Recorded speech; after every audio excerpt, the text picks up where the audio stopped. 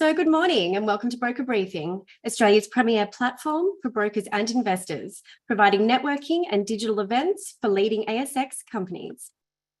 I'm Jane Morgan, and today you'll be hearing from 6 companies. So first up, we'll be hearing from the Head of Research for Canaccord Genuity, Reg Spencer, Peak Rare Earths, Summit Minerals, Bindi Metals, Northern Minerals, and Encounter Resources. So up first, we are joined by Reg Spencer, the Head of Research for Canaccord Genuity. He'll be providing an overview of the rare earth sector. Good morning, Reg. Good morning. Thanks, Jane, and thanks everyone for joining us today. Prepared a short presentation, and this morning we'll be giving a brief overview of the rare earths market, our current take on the current state of play in the rare earth space, and also an outlook. And hopefully at the end of that, we'll have a little bit of time for Q&A. As James said, my name is Reg Spencer, and I'm the Head of Research at Canaccord Genuity. So why critical minerals critical? Well, they are hugely important in numerous emerging technologies such as computing, robotics, defence, but perhaps most prevalent in clean energy. And it's those technologies that are reliant on the unique properties of critical minerals, and they use a wide variety of minerals and metals. Now, critical minerals themselves depend on the specific needs and priorities of countries and their supply and production capabilities, and what is critical to one country might not necessarily be critical to another. But on a high level, these most often refer to your battery materials like your lithium, cobalt, nickel, etc. Rare earths also includes niche metals like niobium, as well as what otherwise might be described as abundant metals such as copper. Now, geopolitics plays a key role in these in the critical minerals markets and the outlook for them. This is mainly driven by China's dominance in the production of these metals and minerals, and that concentration of supply has the potential to risk the independence of Western supply chains and the ability of countries to achieve their clean energy targets. Now, we're probably going to focus on, well, we are going to focus on rare earths today. Talking about the broader critical minerals spectrum is probably beyond the scope of today's presentation and the time we have. So we will focus on rare earths, but they basically refer to a group of 17 elements that have some pretty unique properties, and it makes them highly strategic for their use in a whole range of technological applications. In their mineral form, they are classed into lights and heavies. But if we focus on the most important ones, are those that are used in the manufacture of permanent magnets, which represent the largest end market by volume and at the value. There are some other important applications such as superconductors and lasers, which are used in defence and other industry. But the most important rare earths are neodymium, praseodymium, dysprosium, and terbium. Now, these materials are used to manufacture magnets. There are 2 key kinds of permanent magnets. That's your NdFeB and your samarium cobalt. The main markets for these magnets consist of consumer electronics, heating, and air conditioning, as well as automotive accessories. Samarium cobalt magnets are expensive, and NdFeB are the strongest and are preferred for use in high performance applications. They also represent the fastest growing market segment given their use in permanent magnet electric motors, i.e. those that you would find in electric vehicle drivetrains and wind turbine generators. So I'm going to run through a series of charts here, looking at where these magnets are used and the outlook for them. But your permanent magnet electric motors do have a dominant share in the EV market versus other forms of propulsion such as induction. And this really comes down to their superior efficiency and lighter weight. Now, with EVs continuing to penetrate the global auto market, and based on our estimates, we think that over 15% of global car sales this year will be in the form of electric vehicle. That's moving towards 50% by 2030. Clearly, the demand growth potential for permanent magnet electric motors, therefore magnets and rare earths, is quite strong.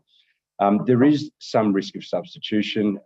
Some of you that follow this market will recall comments made by Elon Musk at Tesla, where he would be looking at replacing permanent rare earth magnets in his vehicles. But our view is that any substitution of rare earths in the electric vehicle market will be more likely driven by supply shortfalls versus pricing. And an example of that we'll use is there's about $250 to $300 of magnets in your typical electric vehicle. The reality is that because these motors that are driven by your rare earth magnets are better and lighter, we think that that's going to continue to see them dominate market share and continue to be the main form of drivetrain used in electric vehicles going forward. The other key part of demand growth, in our opinion, will be the renewable energy market. Wind power is expected to be a key pillar of global renewable energy plans. And as you can see on the chart here, the International Renewable Energy Association forecasts that global deployment of wind turbines will increase by over 150% just out to the end of this decade.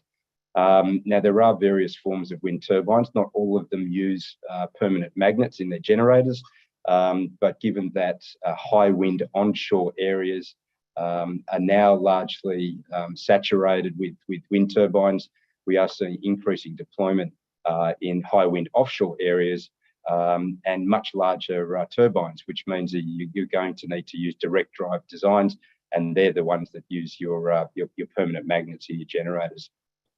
So with all of that, the demand outlook for rare earths does remain strong in our opinion. As I said, this is expected to be driven primarily by your electric vehicles and wind turbine markets. The chart on this slide here shows our demand forecast going out to the end of the decade. We think that the NdPr market, which we would otherwise use as a proxy for rare earths, given its predominant use in those magnets, we think can grow by a compound annual growth rate of around 9%. You'll notice that as it stands today, your industrial applications and your conventional auto markets do represent the largest demand centre. But as we move out towards the end of the decade and as EV penetration grows, we expect EVs to become the dominant source of demand for rare earth permanent magnets. So the shifting focus to supply. Again, I'm sure most people on this webinar would be aware that China does dominate the global rare earth supply chain with over 90% of refining and magnet manufacturing. If we look at upstream raw material supply or mined extraction, Lynas, which is the ASX listed company, and Mountain Pass are the most important producers with approximately 10% market share. But looking at the forecast, it's important to note that the Chinese have been increasing production of rare earths domestically over the last 5 years.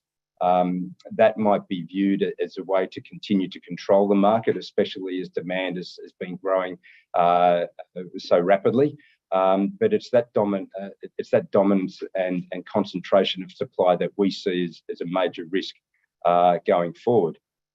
As I said, changes in global feedstock supplies with Mountain Pass looking to go downstream in their own right, the risk of export bans, high capacity utilisation in the Chinese production base, as well as permitting and financing of new projects ex-China, suggests in our view that there is the risk of significant supply shortfalls over the longer term.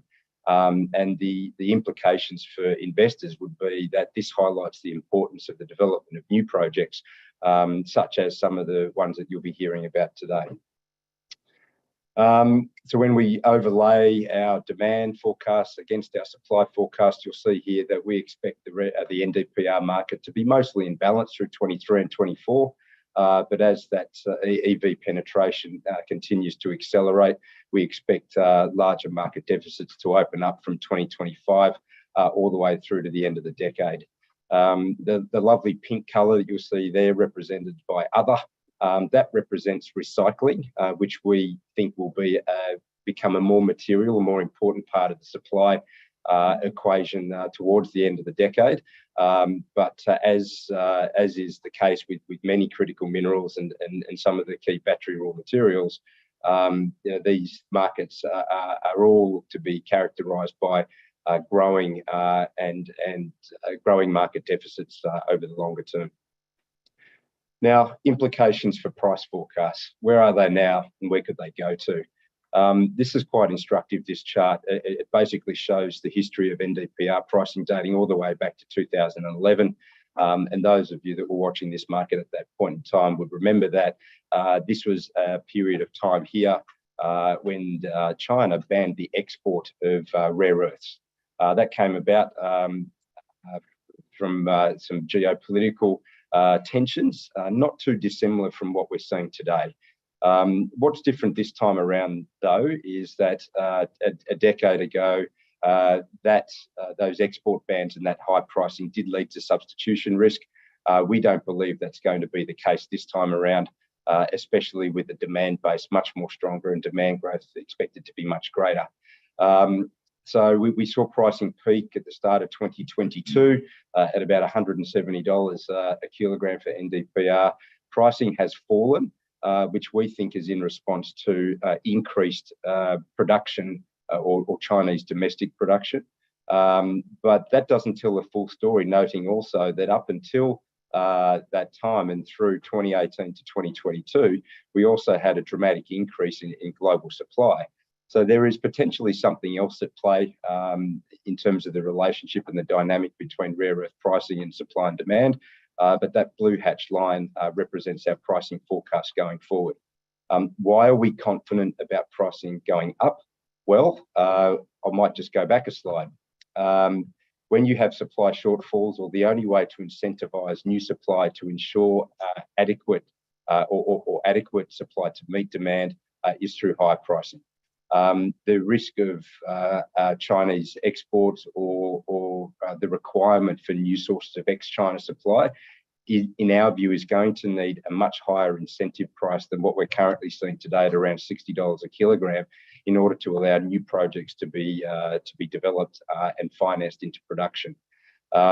In the meantime, aside from incentive pricing, we do think that that supply and demand will play a key role in seeing pricing recover up onto about $135 or $140 a kilogram level. So that is the end of my presentation today. It is pretty brief. It is a lot of ground to cover in such a short period of time, but hopefully we've given you an indication of what we think the outlook for the rare earths market is, and I'd be happy to take a couple of questions. Wonderful. Thanks for that, Reg. I might get you to stop sharing your screen there. And again, webinar attendees can use the Q&A function at the bottom of the screen to ask questions throughout today's webinar. But first up, so I mean, in your opinion, Reg, can you discuss the potential for further applications for rare earths, sort of as new technologies are developed? Yeah, we can. As I said in the presentation, Jane, rare earths is a bit of an overused catch-all. There are 17 rare earth elements, and all of them have applications. Some of them are more important from a commercial standpoint than others. I know my presentation focused on those rare earths that are used in magnets, like your NdPr, your DyTb, but there are numerous others that have important applications, such as semiconductors, quantum computing, lasers, defence applications, so on and so forth. Those markets typically tend not to grow that quickly, and if you wanted to think about the demand outlook for them, it's probably going to be more in line with GDP growth. Albeit that said, rare earths for defence applications might be seeing increased demand on the back of current global geopolitical tensions, but that's probably a discussion for another time. Thank you. And just finally, so how quickly do you see the shift from China happening as new projects come online? Slowly, Jane. I guess one of the defining characteristics of critical minerals markets and resources markets, for that matter, as a whole, is that supply is not that elastic. Even when prices can be high, it can take a long time to bring a new project online, regardless of whether it's critical minerals or gold or copper. In fact, the average lead time from discovery through to production for your typical new mining project can be anywhere from 7 to 20 years. So what this is going to mean for the market is the risk of market deficits, and that's going to lead to supply shortfalls and higher pricing. But the importance of a new ex-China supply can't be underestimated. The risk of the energy transition itself, potentially, rests on the ability of the West to bring on new projects. The world's energy transition can't rely on global supply of magnets or rare earths to be reliant on one country, which has shown in the past a tendency, or on occasion, to ban the export or prohibit the export of these critical materials. So hopefully, Jane, to answer your question, it happens faster than what it is, but there is some upside in delays in these new projects coming online, and that's through pricing.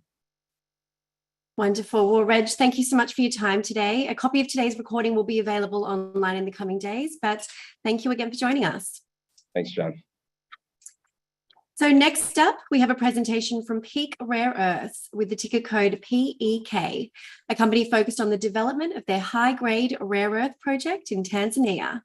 To tell us more, today we are joined by CEO Bardin Davis. Good morning, Bardin. Good morning. Let me bring up your presentation. Okay, thank you.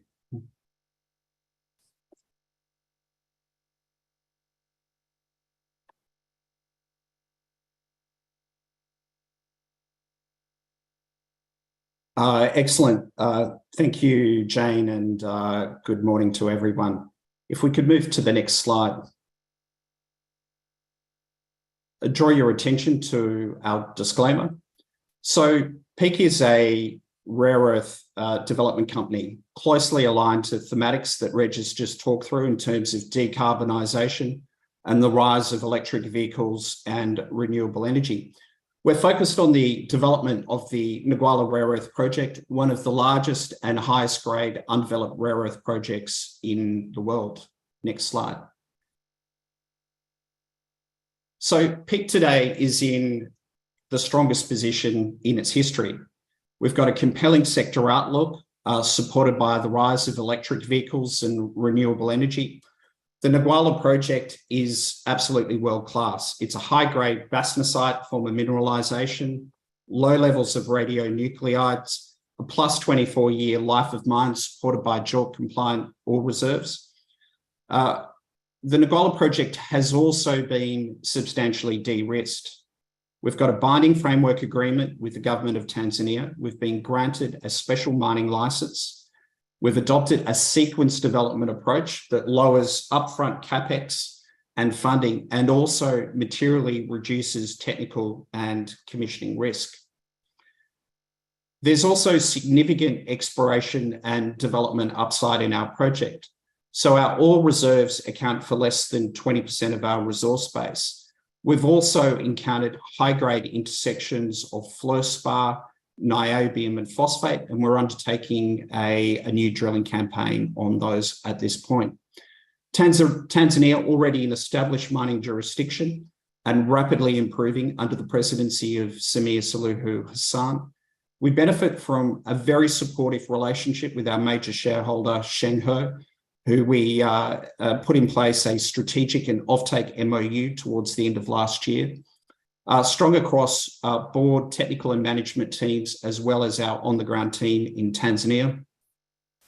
Very much committed to ESG best practice. We've also developed an excellent relationship with the Nguala community, which we support through the funding of classrooms, teachers' houses, medical clinics and local infrastructure. Next slide. So over the past 12 months, Peak has made substantial progress on multiple fronts. We've adopted a low capex stage development approach. We've completed a bankable feasibility study update. We've signed a strategic and offtake MOU with Shenghe. We've incorporated 2 Tanzanian entities in partnership with the government. We've executed a binding framework agreement, secured a special mining licence. We've enhanced the board through the appointment of Russell Scrimshaw as executive chair and Ian Chambers, Nick Bowen and Hannah Badanak as non-executive directors. In May, we completed a $27.5 million equity raising. We've started a new exploration program targeting critical minerals potentially in our deposit. And now we're working hard towards a target final investment decision before the end of the year. Next slide. So Peak is very much distinguished from its peers on the basis of its high grade. Our ore reserves have a TREO grade of 4.8%, but even more importantly, our NdPr grade, which accounts for over 92% of the value of our product, is second only to Lynas's Mount Weld project. Next slide. So as I mentioned before, Tanzania already an established mining jurisdiction, fourth largest gold producer on the African continent. But under the presidency of Samia Suluhu Hassan, we've seen significant enhancement in Tanzania's international profile, both from a diplomatic as well as a foreign investment perspective.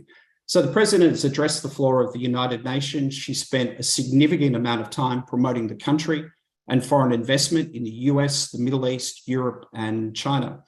Under her presidency, we've seen increasing focus on the mining sector, the granting of multiple framework agreements, but equally as important, we've seen a much more collegiate and commercial approach being adopted by the government. Tanzania, historically known for gold and diamonds, but as you can see from the map, bestowed with a high quality suite of critical minerals projects, not only rare earths, but also lithium, graphite, and nickel. On the nickel side, BHP's recent $90 million investment in Kabanga Nickel is seen as a major endorsement of the country and the mining sector by one of the global majors. If we could turn to the next slide. So mid-April, we executed a framework agreement or investment agreement with the government in the presence of the president. That agreement supports robust returns to Peak and strong alignment with the government. You'll see that the government's got a 16% free carried interest. We like that as a concept. If the project is doing well, we want the government to benefit. If there are some times where the project is doing less well, well, then the government feels some of that pain. If we could turn to the next slide. So in terms of the special mining license area, it's that red rectangle. It's approximately 18 square kilometres. As part of the framework agreement, the government has undertaken to expand that to incorporate 2 additional prospecting licenses. That would give us 54 square kilometres. We do not need all of that area. So we're going through a process at the moment where we're doing some surveying and determining which areas within those prospecting licenses we would like to include within the special mining license area. On the right-hand side, you can see our corporate structure. If you're wondering what the crocodile is doing there, Mamba in Swahili means crocodile. If we could go to the next slide.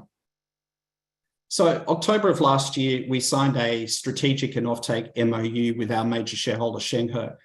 That was closely aligned with this staged development approach that we've adopted, which entails initially focusing on the production of a high-grade concentrate before looking to proceed further downstream. So key elements of that MOU included offtake, provisional of technical support, the potential for a project level investment. That's important because it gives us an opportunity to materially reduce our equity funding requirements. We also implemented a standstill arrangement which constrains Shenghe to a 19.9% stake and provided them with a board seat where they maintain a plus 10% shareholding. So a little bit more about Shenghe, Chinese privately owned enterprise, non-OSOE, listed on the Shanghai Stock Exchange, and we think uniquely positioned to add value to the Nguala project. So largest importer of rare earth concentrate into China, internationally recognised for their technical expertise, particularly when it comes to the processing of bastnäsite mineralisation. And of course, they've got a highly successful track record in terms of cooperating with MP Materials in the US, in which they have a 8% shareholding. If we could turn to the next slide. So MP Materials, with a market cap of plus US $4 billion, provides us with the perfect roadmap. Both the MP Materials Mountain Pass and Nguala projects, high-grade bastnäsites, low levels of radionuclides, and can produce high-grade concentrate. MP has been very successful in leveraging Shenghe's 8% shareholding, along with offtake technical and funding support to successfully restart the Mountain Pass project, initially as a concentrate-only operation. Since then, with the assistance of Shenghe, they've expanded production, they've optimized the use of reagents, they've boosted concentrate grade and recoveries. Now, as part of a sequence development approach, they're moving further downstream into the production of an NdPr oxide and longer term into magnets, which creates a really interesting opportunity in the market for Peak to fill that void in the Chinese concentrate market. If we could move to the next slide. So, as you can see from this slide, Ngualla compares very favourably to Mountain Pass on multiple fronts, but Peak trades at an enormous discount to NP, which you can see on the bottom right-hand side, which really provides us and our shareholders with substantial upside. If we could turn to the next slide. So we believe Ngualla has the potential to be both multi-generational as well as multi-commodity. To that end, we've recently commissioned a new exploration program focused on the critical mineral potential of the project. That program is targeting the northern zone, which sits to the north of our bastnasite zone, which forms the basis of our ore reserves, as well as the breccia zone to the northeast. We're targeting, as part of that campaign, we're targeting high-grade intersections of niobium, fluorspar, phosphate, and heavy rare earths that we've encountered in the past. The program entails about 40 RC drill holes, about 4,000 metres of drilling. Importantly, we've also engaged SRK to develop a conceptual geological model that will be used to delineate prospective mineralisation and further refine our drill targets. If we could turn to the final slide. So as we're working towards a final investment decision before the end of the year, we're targeting a series of de-risking milestones and news flow across all of our key work streams. We see these as important catalysts around supporting a re-rating in the share price and addressing the substantial discount that we see to our intrinsic value. Thank you very much.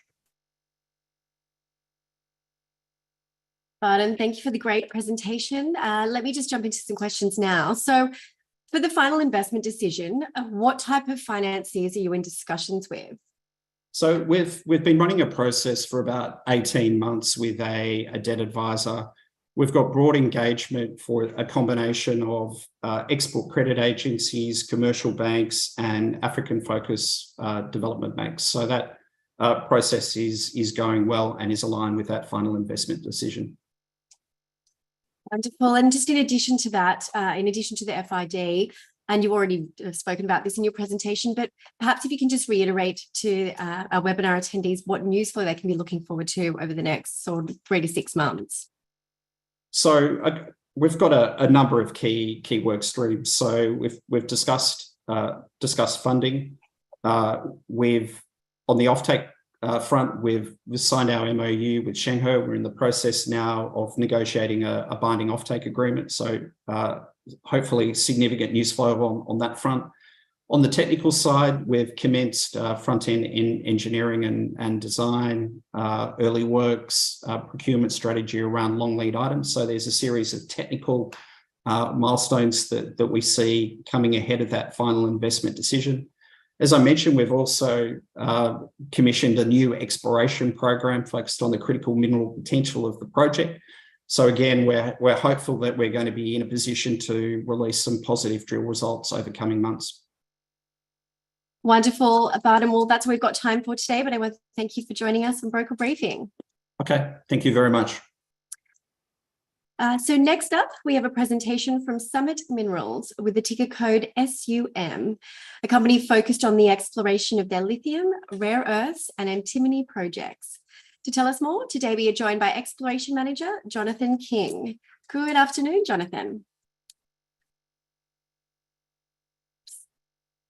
Jonathan, I might just get you to turn your camera and your microphone on.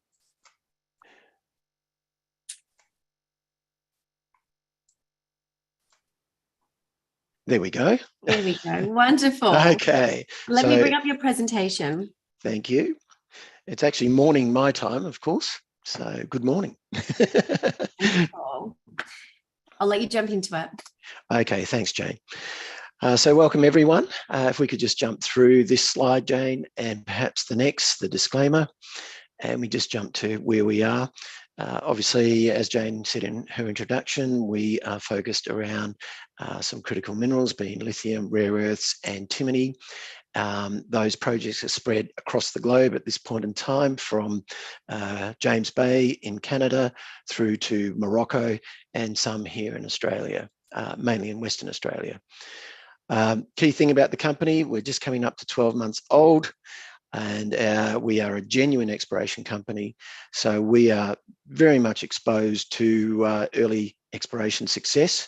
And should we be successful, then we anticipate to re-rate strongly. Next slide, please. There's the capital structure. I think the good thing about us at the moment is that the structure is very tight. Our top 20 remains fairly strong, and we have around 4 to 4.5 million in the bank. So we're well positioned to cover our future exploration programs. Next slide, please. So most recently, we announced this Custer lithium project acquisition in James Bay. Obviously, it's a very, very hot area at the moment, with Rio acquiring 2 projects over there. A number of other players are doing exceptionally well. Our project lies in the northern half of the James Bay area. And you can see it in the map. I don't know if I've got any control here, but it's right up the top. And I'd like to draw your attention to the Mia lithium property and the Radis lithium property, which lie basically on the same greenstone belt as our own project. The vendor was Jody DeRouge, or one of the vendors was Jody DeRouge. And Jody DeRouge and his consultancy firm have been engaged to support our exploration program. Fires are present in the area. The James Bay Road, which transects our ground, at this stage is under a little bit of risk, but there were rains overnight which have moved to put out those fires, and hopefully we'll be on the ground shortly. Next slide, please. So really the key thing about the project is that we've got 118 square kilometres, so a fairly substantial amount of greenstone is covered by the project area. We lie along strike from the Q2 Metals Mia properties, which have values up to 4.37% lithium oxide, and Ophir Gold's Radis project with values up to 2.33% lithium oxide. We cover 33 kilometres of strike. And on our ground, we know already we have several mapped bodies, sorry about that. We have several mapped bodies of pegmatite, and these are the Vieux Comptor pegmatites, which are the same pegmatites that host PMT's Corvette property, our Corvette pegmatite system. So I think the key thing there is that, or one thing I'd like to point out is that with Radis have these, or Ophir have these same pegmatites. They walked on the ground. At this stage, they were simply mapped as occurrences, and they very quickly identified spodumene on their ground. And we are very much in the same position as what they are. So we hope that we can get on the ground very quickly, and we can and show that we've got spodumene bearing pegmatites. We're well funded with the $1.5 million placement that that coincided with this acquisition. Next slide, please, Jane. Moving to Stallion. Stallion is our rare earth property, which lies to the east of Kalgoorlie. The dull grey circles that you can see in the diagram on your right is the historical drilling by Manhattan Corporation. Much of that drilling was too shallow. It was targeting uranium mineralisation in the paleo channel. Some of those holes pushed through the base of the channel into the underlying bedrock, where they intersected rare earth mineralisation. We saw that, and we decided that we would chase that up, and we would step out to the margins of the paleo channel so that we would try and intersect the mineralisation where it came up towards the surface. We were very successful in doing so, as you can see from our drilling, which is the blue dots, and those results to the west of the creek, or the left of the creek there. Next slide, please, Jane. So I think the key thing to point out here, apart from those great numbers, now we are targeting a different style of mineralisation to what we just heard from Barden. So we went into this with the view that this may be an IAD, IAC style of mineralisation, i.e. a clay-hosted deposit. We certainly do see some clays in association with ours, and we do see this as a supergene deposit. So it is a blanket of mineralization which is forming in the base of the upper saprolite and the transitional zone into the upper part of the lower saprolite. It forms as a broad sheet across the landscape. It mimics that dashed line that we can see in this diagram. However, the met work that we've completed to date does not tend to support this being an IAC IAD, and I am probably moving more towards some sort of supergene phosphate as the potential host. Now, we obviously are continuing with our metallurgical work to establish exactly the nature of the host and then the recoverability of the rare earths from that material. The NdPr ratio in this material, if we could move to the next slide, please, Jane. Oh, sorry, I should point out that we've completed a second round of drilling. We've received the results in the lower section there in green, which are on the peripheral of the system. Those results are consistent with what we've received previously in the same location. The area in red we're still waiting on, and we hope to have those to the market shortly, but that is where we believe the guts of the mineralization will be. And if those repeat, then we'll be looking to advance towards our maiden resource estimate for this area. So next slide, please, Jane. So just to point out the NdPr, which is where we see the value, as you can see in the diagram, the pie chart on the left, around 24% is of our trio is NdPr, which is quite reasonable. And if we look across this to the table on the right, or diagram on the right, you can see that we actually sit relatively high. Of course, the base that we're coming from is much lower than what Barden was talking about. But nonetheless, if it proves to be leachable, this could certainly work. Next slide, please. Moving into Morocco with the Ahmed Antimony acquisition. Morocco is a fantastic country to be in. You know, we've got, it's a very safe jurisdiction. It's got very proactive mining regulation. It's got superb infrastructure. And of course, we're right on the southern extent of the European zone. So we've got markets right adjacent to us. We've got outcropping mineralization, which sits in a sheared contact, which extends over several tens of kilometers. And we're currently out there mapping that. And if you've been following our feed on Twitter, then you'll know you've been seeing the rock chips come through. We think that the country represents a fantastic opportunity, not just for antimony, but for a range of commodities. And you know, obviously we're assessing everything as we go. Next slide, please. So just a closer look at what we have there. You can see that we have 6 research licenses or tenements, which are those in blue on the right-hand side.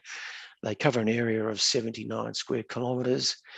We sampled a number of historical mines in the property during our due diligence, and they returned the results that you can see on the screen there, which essentially is direct shipping ore grades.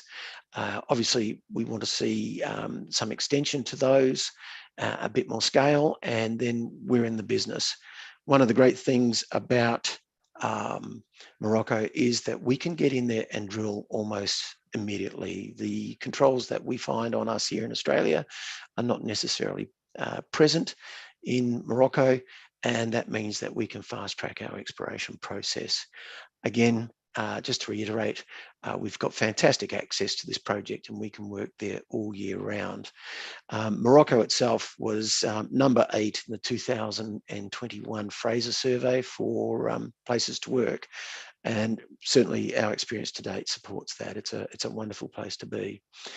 That's it really, I think, Jane. I think if you go through to the next one, it's just the summary information. So thank you very much, everyone, for your time, and sorry for being a bit rough up there with the Castor section.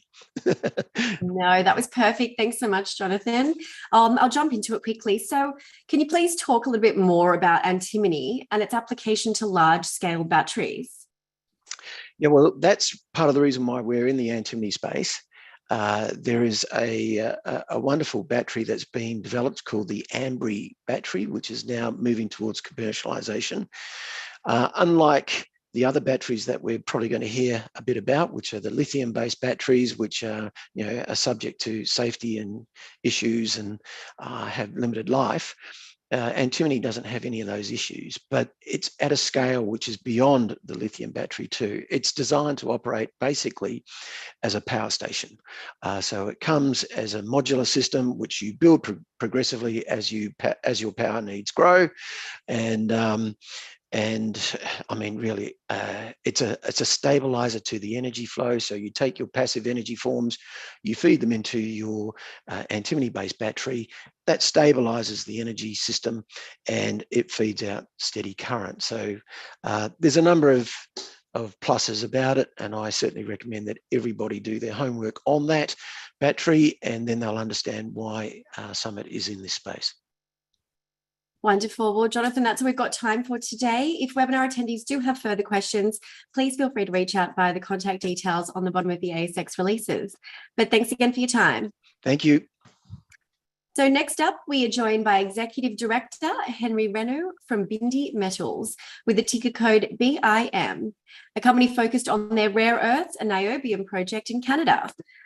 Good afternoon, Henry. Well, Jane, how are you? Wonderful. Let me bring up your presentation.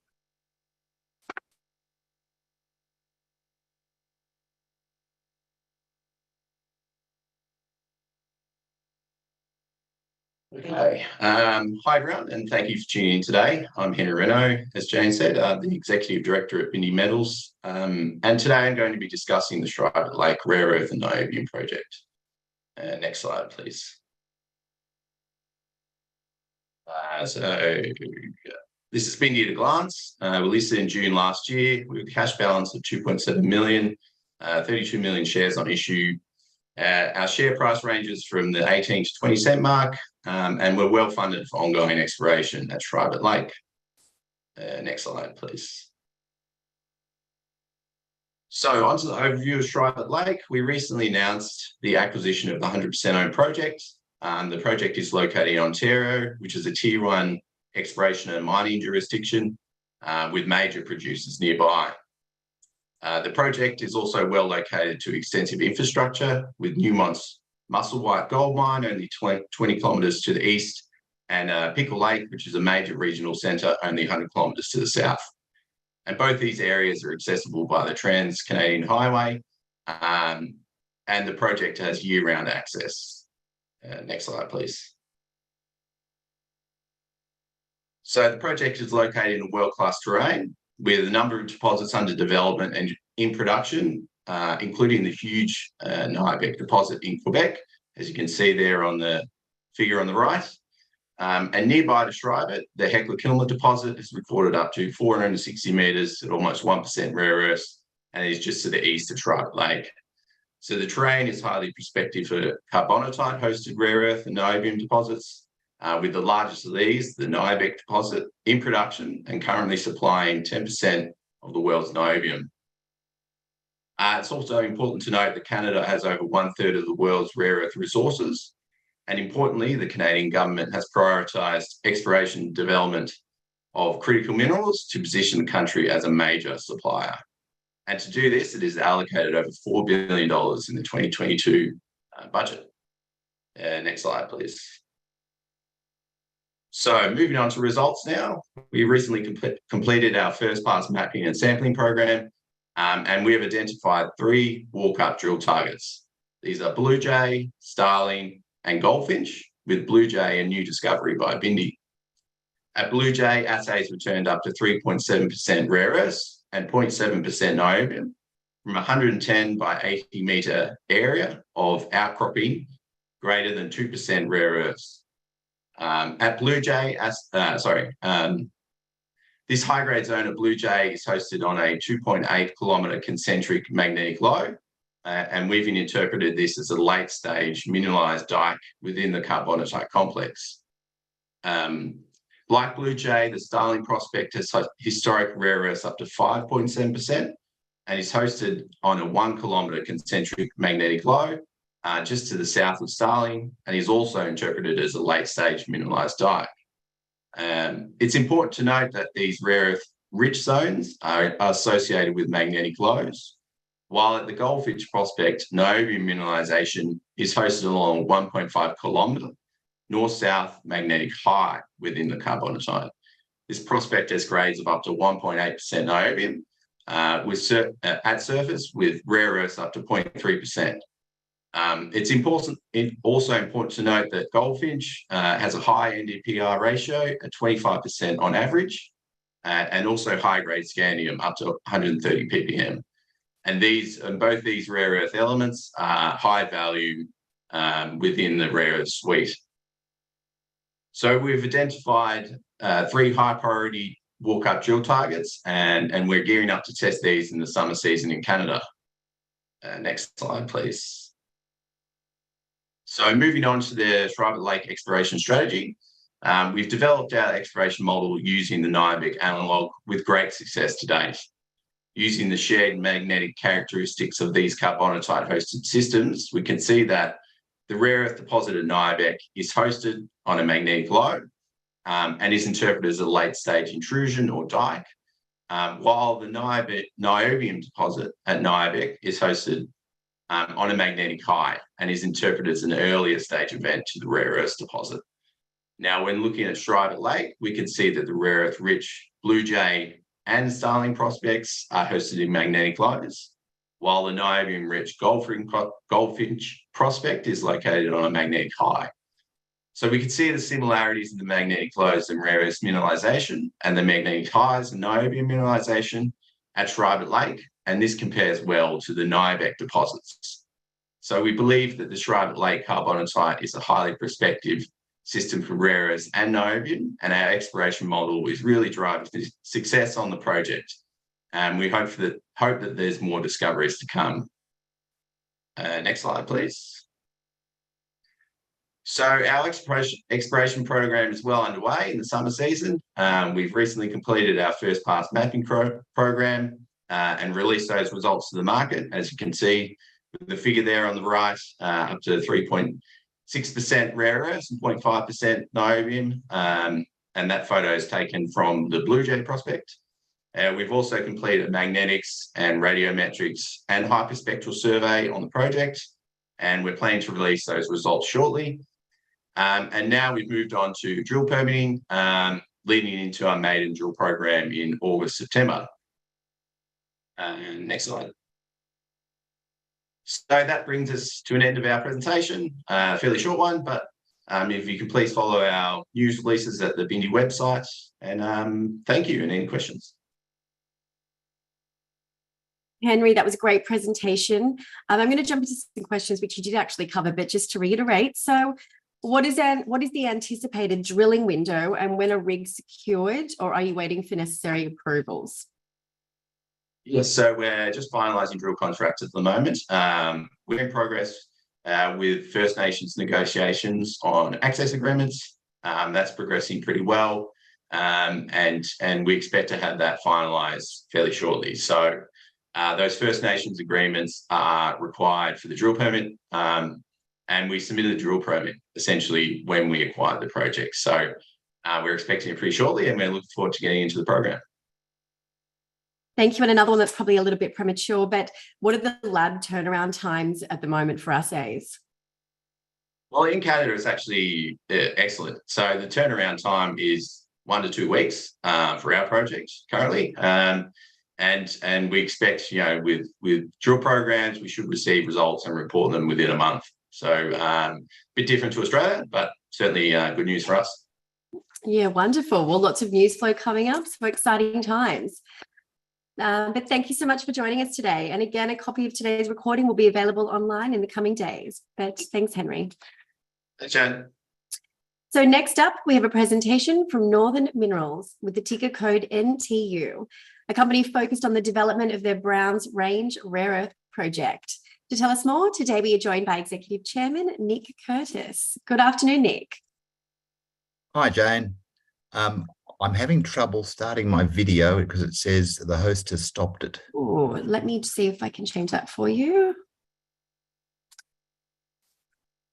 There we go. See if that changes anything. That's it. You can now see me. Wonderful. Let me bring up your presentation. Thanks, Jen.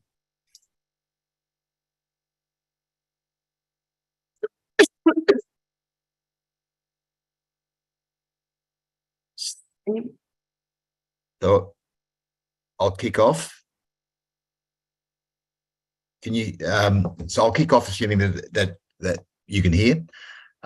So Jane, thank you for the opportunity. I just want to give you a quick corporate overview. Perhaps we could just move to the first slide. We are a dysprosium and terbium, not a rare earth play. They are, of course, rare earths, but we like to focus on the fact that the uniqueness of our deposit is that it is the highest concentration of dysprosium and terbium that we know of in the world today, and we think those are very exciting metals for the future. We are developing the high-grade Wolverine deposit, which is part of our system, and we are a almost shovel-ready project. We're not an exploration company at this stage. We've pivoted away from being an exploration group into focusing on the near-term development of a mine. The large concentration of heavy rare earths does differentiate us from other rare earths projects in focusing on the neodymium and praseodymium. Both are required within the magnet supply chain, which is a high growth value in the rare earth chain. And we think we play a unique part in the development of particularly the non-China market for rare earths. The stats there speak for themselves. We'll move to the next slide. So the investment highlights, we've refocused the company. It's been 16 years in operation, essentially as an exploration company, but in 2015, it did a feasibility study on Wolverine and it moved into a trial plant. That has given us an enormous base for our future, but we refocused on saying, okay, we want to be a miner. We're going to stay with concentration of material. That is because we can do it in the volume to become the leading and a dominant player in the supply of dysprosium and terbium. The market's about 1,800 tonnes. We will be producing about 400 tonnes, making us a big player in the dysprosium and terbium market. We can do this and say it's real because of our partnership with Iluka. We've entered into a very strong partnership with Iluka around their Eneabba site development for a rare earth project. We have sold them all of our concentrate production, and we will literally be trucking the material down to their Eneabba refinery and dropping it off there for their processing into the future. The demand for the dysprosium and terbium couldn't be better as the tailwinds for decarbonisation and electrification grow, and the applications that actually underpin those tailwinds actually require permanent magnets made of rare earths as the optimal product on the way through. I'll come back to the market opportunity in some more detail. We understand our geology. We believe we've got the highest grade DyTb ore body globally. We have a lot of data from the previous work, and that has given us a lot of confidence to move forward. Some of us in the management team have all been through a development phase in particularly rare earths and other metals before. And so we know what's ahead of us in terms of building and constructing this project, but we are well on our way to building a real mining operation. Next slide, please. The market opportunity is in a very specific technical factor. That is that as we grow the market for wind turbines and electric vehicles, a necessary condition of achieving net zero and decarbonisation, we actually have a higher and higher demand for the optimal magnets to drive offshore wind farms and high-performance electric vehicles.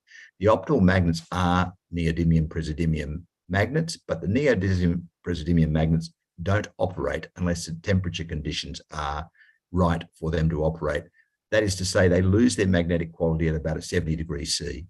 As you go beyond that, you simply don't have a magnet. The only way known to fix that is to put a combination of between 4 and 8% dysprosium and terbium into the magnet alloy. That dysprosium and terbium is the secret sauce that makes those magnets work well in those high temperature applications. Currently, 90% of that material is produced from China and Myanmar. And the Myanmar and China supply chains have been very poor in their environmental, and in the case of Myanmar, I can imagine in terms of the social engagement there. That is not a sustainable supply chain to build high-performance vehicles and wind farms to alleviate the rest of the world's needs in terms of carbon minimization. So we believe we have a key role in cleaning up and ensuring that particular critical supply chain. And out of Iluka, just to make this point further, out of Iluka's plant with their monazite and their neodymium and praseodymium and our DYTB, we will have the only place in the world where the components are all there to make the alloy of magnets required for that supply chain. So we're excited by that opportunity. Next slide, please. The Northern Minerals proposition is one that we are building this mine on a base of knowledge that's quite unique for a junior. There's been 16 years of exploration. There's been 3 years of pilot plant. We've produced over 1,000 tonnes of concentrate. We're not going further than concentrate. We're delivering the rest to the chemical plant that is in Eneabba. We know the concentrate production process from tried and proven experience, and we are therefore quite certain about the production capacity of what we have. The geological system is well understood. We have a lot of exploration. We have a clear understanding of the structural controls. We have all our necessary primary approvals in place, obviously including native title and all ministerial statements required to get going. And now we are in the process of developing our feasibility study, which should be finished in November to December. And from that, we're looking at first half of next year to get to FID and commence construction for a 2026 production. Next slide, please. The Iluka supply agreement is very important to us. They are excited about it. So are we, in terms of getting us going, because of the factor that I mentioned before, that we have a complementarity in terms of the demand for rare earths. They have given us a big leg up in helping us with financing by engaging both in the offtake contract with a base price that they're willing to pay us for our concentrate, measured in dollars per kilo of rare earths. And then on top of that, they have participated in the financing pre-FID. They put $15 million in as convertible note and $5 million in as equity. And they are committed to participating in the equity FID funding. So it's a true partnership with them. It goes through the due diligence process. We share technical information, and we are getting a lot of benefit from the skills and capacity that Iluka have in this area as well. We do have the capacity to sell excess production to third parties if Iluka doesn't purchase it, but they do have a right of first refusal. We don't anticipate that event will happen. We think we really have a long-term, very strong partnership with the Iluka stable. Next slide, please. We obviously have to get this funded. We are well down the track with funding for the project. It's about $500 million that we've announced that this project will cost. That will come in no small part from debt. We hope around the 300 odd from debt. We obviously are looking at the government agencies around that. NAIF have expressed their willingness to consider this project. There is a strategic assessment process that you have to go through with NAIF. We're pleased that we've passed that strategic assessment process, and they've put us on the list of projects which they are now going to move through a credit evaluation of. We are confident that we will get there with NAIF, but obviously it's subject to the credit process itself. But they're a very good partner for us to engage with in terms of the financing. We've also, with NAIF, engaged with Export Finance Australia. Export Finance Australia did the $1.25 billion loan to Iluka for the Eneabba refinery. They know the space. They are also positive about the strategic value of the project. Obviously, they're reserving their judgment until the credit assessment is fully complete on their debt participation, but we believe they are also a likely partner. We are talking to banks about that as well. From that, we already have Iluka's $50-odd million commitment with respect to the equity funding at FID, and we believe by the time we get to the point where we have a full DFS, funding, debt funding in place, a commitment from Iluka, the balance of the equity should be quite manageable. So that's the financing plan. Next slide. So we're moving one specific asset. We've got Wolverine within a geological system I'll show you in a minute into production. Wolverine is the one with the open pit mine. It's a quarry, it's a small mine, but it's produced, as I say, 1,000 tonnes of concentrate, has been working now for 3 years. The Wolverine operation will be in production 2026, which is in line with when the Eneabba plant for Iluka should be finished. We think we have de-risked key elements of the project, most particularly with our supply and funding agreement. We think it's a right judgment for us to stay upstream and be a miner and not move downstream into the chemical side of the plant. An experience I had with Linus, which ultimately went very well, but was a very complicated growth path for a junior company. So we're avoiding that this time and partnering with Iluka to take the downstream leg of the project. Next slide, please. So the exciting part about this is we are in a region with xenotime mineralization expressing itself across the granite dome. We have found in the shear zone system that's represented at Wolverine one roughly 25 metre wide by about 300 metre strike length, open at depth shear system that's vertically dipping and is actually very amenable to the mining method we're going to use there, which is a sub-level retreat mining method. And that will form a production for about 4,000 tonnes a year of REO, of which our 10% roughly dysprosium and terbium will be about 400 tonnes of dysprosium and terbium production a year, a significant market share. The total resource there is about 60,000 tonnes of REO, giving us quite abundant mine life there. It's open at depth, but we think the region has significantly more surface expressions of xenotime mineralization that we need to follow up. We've stopped following them up actively at the moment whilst we concentrate on getting the first mine into production. The plan is to build the mine at Wolverine, but mine further mined and bring them into the Wolverine plant on that region that we have. 500 kilometres of which is in the Northern Territory. We call that, is in Western Australia. We call that essentially the Browns Range project, but a substantial portion of which is across into the Northern Territory. We've got several thousand square kilometres of ground around there as well. And we are very excited about the long-term exploration potential. But in the meantime, we're in that very difficult stage of transition for a junior company to go from exploration, pre-development concepts into production. And we're excited about actually doing that over the next 18 months, 2 years. Thank you. That's really the proposition that we've got. And we really think we'll be the next rare earth producer in Australia. Nick, that's a great presentation. I'm going to jump into some questions now. So when do you expect results from further drilling at Wolverine? Look, we have had a recent drilling campaign at Wolverine to explore the depth of Wolverine. We've announced some of those. It is clear that the ore body is continuing. We didn't find the secret stash, the sort of jewel box down there that makes us want to change our mining plan. We're going to go from surface down gradually, but it does show that there's significant extension at about the same grade. We are going to do further drilling, but most of it's going to be infill drilling of the ore body itself. So I wouldn't expect anything too dramatic. We'll announce that in the course of announcing the feasibility study and the quarterly report that we put in.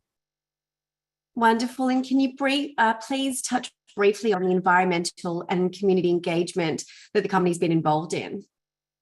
Yes, we have a very good relationship with the Jaru community and people up there. They're a recently determined native title group, and the Jaru PBC is fully engaged with what we're doing. We have a heritage clearance from just about all the areas we need. We're still moving through and cooperating with the community for the appropriate ARC and ethno-heritage surveys. And so we actively participate, want to participate in that. We are working around some issues that have been identified properly, and I think we have a cooperative engagement there. The environmental side, we have all the primary permits in place that we need. It's not to say there mightn't be some minor secondary permits, obviously, as we go into construction, but we have all the primary permits we need. So this is truly a ready-to-mine operation. Wonderful, Nick. Well, once again, if we've missed any questions, please feel free to reach out via the contact details, which can be found at the bottom of the ASX releases. But Nick, thanks again for your time. Thank you. So next up, we have a presentation from Encounter Resources with the ticker code ENR, a company focused on copper and critical minerals and exploration in Australia. So to tell us more, today I'm joined by Managing Director, Will Robinson. Good afternoon, Will. Good afternoon, Jane. Let me bring up your presentation. Thank you.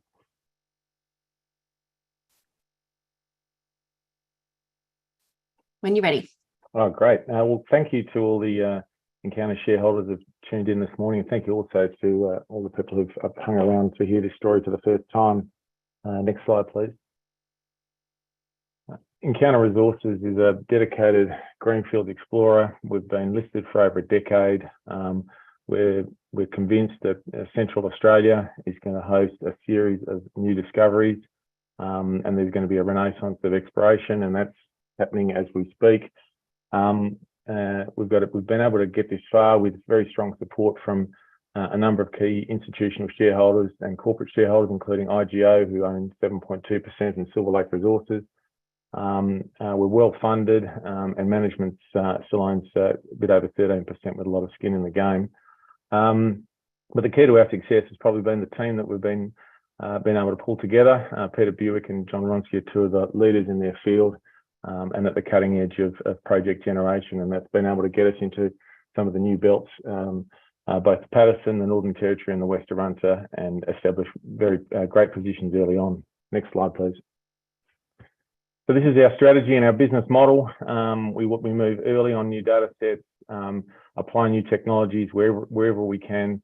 We think you can move very quickly in new fields with the assistance of all the government data that's been provided over the last 5 to 10 years.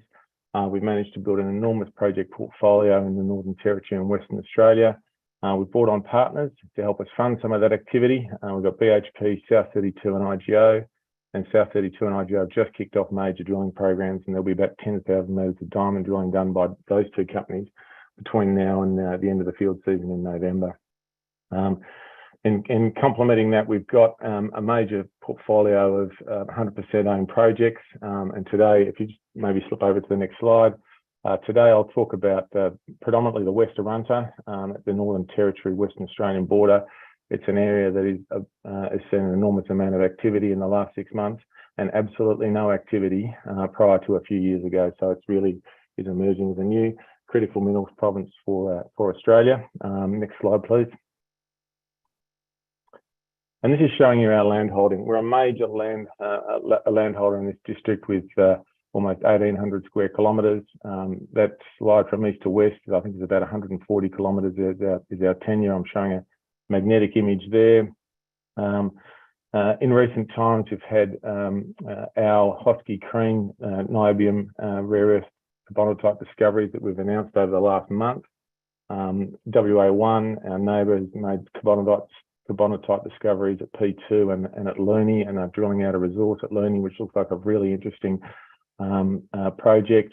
We're just getting started out in this belt. It's an extraordinary success rate early on to see the limited amount of drilling that's been done, and we've got established carbonatites in 3 different areas. So I'll just zoom in on that sort of Hosky Crean area to tell you about.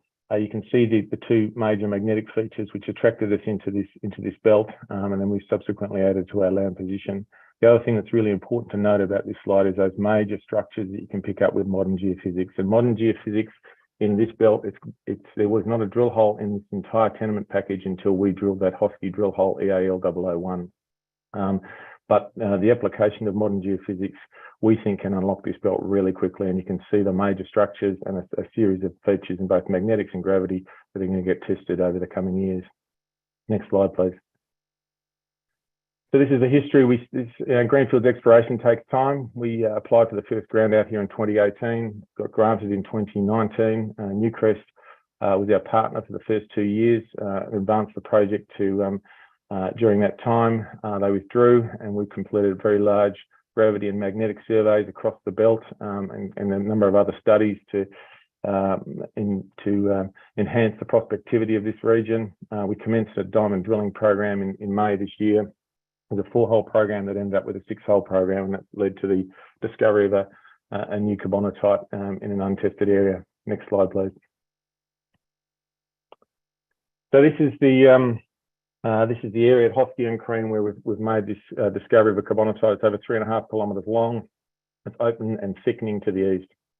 I think what's important here is the Hoskia anomaly was drilled to test a magnetic feature, which turned out to be a hydrothermal magnetite zone, which we'll be assaying shortly. But we drilled that hole on and into the Elephant Island fault. We intersected a 16-metre wide zone of niobium and rare earth bearing carbonatites. We were able to get a structural reading from that to say that it's heading east-west along that Elephant Island fault. We then drilled a hole at AL008 and found a thicker carbonatite, and we managed to drill through the near surface enriched zone, which had 34 metres at 1% niobium and 0.6% rare earth, including material up to 4% niobium and 2% rare earth. So a fabulous result. We then stepped another 1.5 kilometres to the east. We came into that zone at about 67 metres, and we continued that hole right down to 350 metres and ended in the carbonatite. This is a major carbonatite system that we've discovered out here. We've got one hole only so far through the near surface enriched zone, so it's important to note that these are steep features. They're the carbonatites, they're capping the mantle, they're coming up these major structures that we can map in geophysics. Where they're coming near surface and weathering, that's when you can get really spectacular grades that we're seeing in this belt. And we've got one hole through that at the moment, and we're about to embark on a series of 100-metre deep holes to map out what the near surface enriched zone of this major carbonatite might look like. Next slide, please. So this is what's coming up. I'm showing a gravity image here with the major structures stepping out from Crean there in the middle, where you can see that EAL007, which is that hole that ended all the way in carbonatite. We're going to continue that to the east and test the Hurley and Wild targets. They are density features sitting on major structures. I think what we've seen at Crean and at Looney and elsewhere is that there's the chance of success rate there has been increased significantly. We're going to be doing some drilling at the Green target north of Looney and some further drilling at Caird. So that's all part of a 8 to 10,000 metre, 80 to 100 hole program, about 100 metre deep holes, and that's looking at really trying to prioritise those targets. But what we've seen so far is we've drilled at 3 places, and we've got confirmed carbonatites at 2 on those major structures so far. And this is, this doesn't happen. We've been in this game for a long time, and to see this sort of success rate in a new region is extraordinary. Next slide, please. And this is to the east, to the west there, you can see we're Crean and Hoskia, where we've been doing our drilling, and it's showing a gravity image again. And one of the things that we embarked on once we, I guess the potential of this region had been established, was that we needed to have a gravity coverage over our project. So we commissioned one of the largest gravity surveys using the Falcon technology that's ever been done. This extended over an area about 100 kilometres east-west. And the reason we wanted to do that was gravity would give us a really good understanding of the structural architecture, which is really important for these sort of for finding mineralisation. But the 2 deposit styles that we're really primarily targeting out here, which is carbonatite hosted niobium and rare earth and IOCG, both of those styles of mineralisation have density contrast to background. They're gravity anomalies. And what happened out of there was we managed to get some really interesting context around what's happening at the west of our project, around Crean and Caird and Looney and Wild. But we also identified some enormous gravity features in the out to the east of the project. There's 6 milligal anomalies. They're stronger density anomalies than Prominent Hill or Carapatina. Once you get to that sort of strength anomaly, it's geologically trying to explain them. There's either maybe 2 of the geological explanations could be carbonatites or hematite alteration associated potentially with an IOCG. So we're really excited about those as well. So if we just move forward, next slide. I won't spend much time on the niobium. It's a critical mineral with growing strategic value. It's primarily mined out of Brazil. Australia, United States, European Union all have it on on their critical minerals list, the potential for this material to going forward and its implications to make steel lighter and stronger, and the importance of that in infrastructure and transportation, and then the battery technologies that are getting developed to improve charging times and lower fire risk. I mean, these are two huge technology applications where a diversified supply of niobium could see this market develop very quickly. Next slide, please. So what's coming up? We've got an RC drill program kicking off in August to October. That's about 10,000 metres. We'll be getting the results. We've only got very limited results back from our drilling so far that we completed in May, June, where we made this carbonatite discovery, and all those diamond drill holes will be coming back in that same time period between August and October. We're trialling a series of geochemical and geophysics methods. This is an area that's completely untouched, and we think that understanding how we can signature some of these existing discoveries and then apply it elsewhere in the project will enable us to really test the belt more quickly. And that's really all about gearing up, about getting as much information as we can to be ready to have a major push in 2024. Next slide, please. So we're one of the most active and busiest exploration companies on the ASX. We've got major partnerships with some pretty significant partners there, in BHP, South32 and IGO. Big drill programs being kicked off by South32 and IGO, and we're about to embark on a major drill program in the West Arunta to prove that we can have established continuity of the near surface enriched material that we've drilled in this recent program and announced earlier this week, but also test some of these new targets for the first time. So it's going to be a really interesting time coming up. So thank you for your time this morning, and happy to take any questions. Will, that's a great presentation. Thank you for that. We do have some questions. You've covered a little bit of them in your presentation, but I'm going to jump into it. So when can shareholders expect the final results from the 6-hole drill program? Yeah, they'll start to come back in August, and they'll come back every sort of 2 to 3 weeks through August, September, and probably get the last drill results in October. Wonderful. And with the other anomalies that you mentioned, so what's the program of work expected to test these targets? I guess they're asking if it's further field work, or you're going to be drilling those straight away. Yeah, no, we'll be drilling this RC program. So it's a series of north-south RC drill lines. Probably have 6 holes of drill line, and on about a sort of 400-metre spacing initially. We'll then be pushing a track out to those eastern anomalies. We'd like to do some surface work initially, and then look to drill them in early 2024.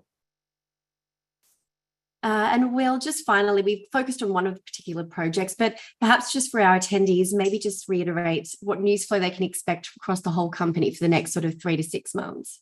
Yeah, well, we've obviously got that news flow coming out of all the drilling we've just done, the activity that's about to kick off with our drilling earlier on in the West Arunta. We've got our partners who are drilling these diamond drill holes in the Northern Territory with South32 and up in the Patterson with IGO. We also plan to drill our Sandover project. We got a government grant from the Northern Territory government to do some drilling there, $200,000, which will be one of the first holes drilled into this belt for about 50 years. That's a zone where there's outcropping copper that's been mapped for 20 kilometres. So we're pretty keen to get into that as well. And it's really been, we would have done more this year if it hadn't been so exciting in the West Arunta. Well, wonderful. Looks like you've got quite a fair bit of news flow coming up. So exciting times. Yep. Thanks, Jane. Wonderful. Well, thank you for joining us today, everybody, for Broker Briefing, a Rare Earths and Critical Minerals Investor webinar. Recordings of today's presentations will be available online in the coming days on brokerbriefing.com, and we look forward to hosting you next time.